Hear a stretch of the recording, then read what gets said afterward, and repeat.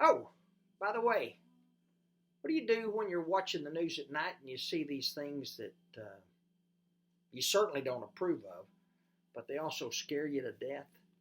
What do you do when you see that in your church and you see conflict and dishonesty and apathy? What do you do when it's in your family? Well, what do you do when it's in your own heart? Well, that's why we're reading the book of Judges. Because in the book of Judges, these people who belong to God are going to face all kinds of struggles. In fact, it says they're not going to be able to resist their enemies. They're going to be in great distress. And God is going to teach us, hopefully, by the way He teaches them, that when you get your life in a mess, when you get your church in a mess, when you get your family in a mess, when you get your nation in a mess, turn toward the Lord. Cry to the Lord for help. And He will raise up. He did it with Othniel. He did it with Ehud. He did it with Shamgar. He did it with Deborah. And now He's going to do it with a fellow named Gideon.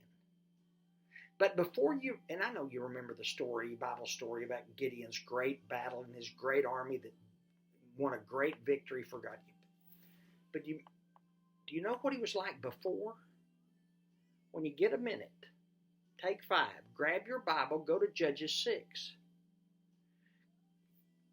God's people are suffering.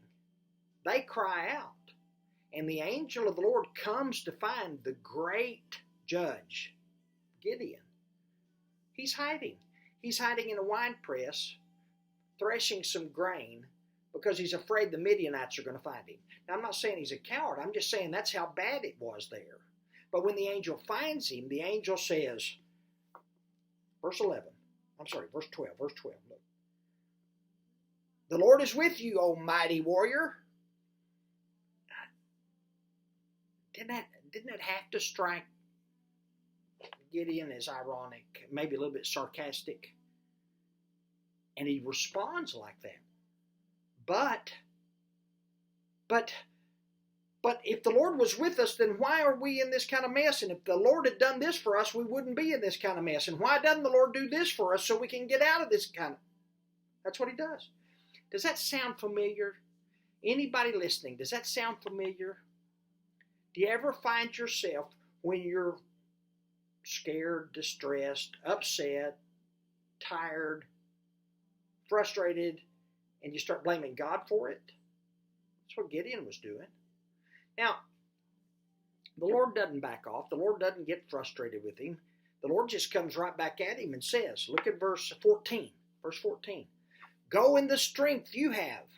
Go in the strength you have. And save Israel. All this whining, all this crying about, oh, the Midianites, oh, the Midianites, oh, the Midianites. He said, okay, take the strength you have and go deliver your people out of Midian's hands. Am I not sending you? Guess what the first word out of Gideon's mouth is? Don't look. Don't peek. You're right. It's but. But I can't, but I'm too weak, but my family's too small, and my clan is too insignificant. There's all these reasons why we can't. Does that sound familiar?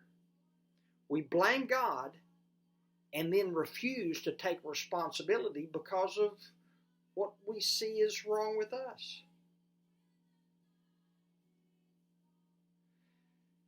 It's worth reading to watch what God does to bring Gideon from this hide in the wine press farm boy to the mighty judge who brings his people peace. And where it starts is him making peace with God. He'll offer a sacrifice, and then he realized, verse 22, that he saw the angel of the Lord. Ah, sovereign Lord, I have seen the angel of the Lord face to face. But the Lord said to him, peace, do not be afraid, you're not going to die. So Gideon built an altar to the Lord there and called it, the Lord is peace. Verse 24. Are you frustrated with God? He hadn't done what you think he should have done when he should have done it, and how he should have done it? Are you disappointed in yourself?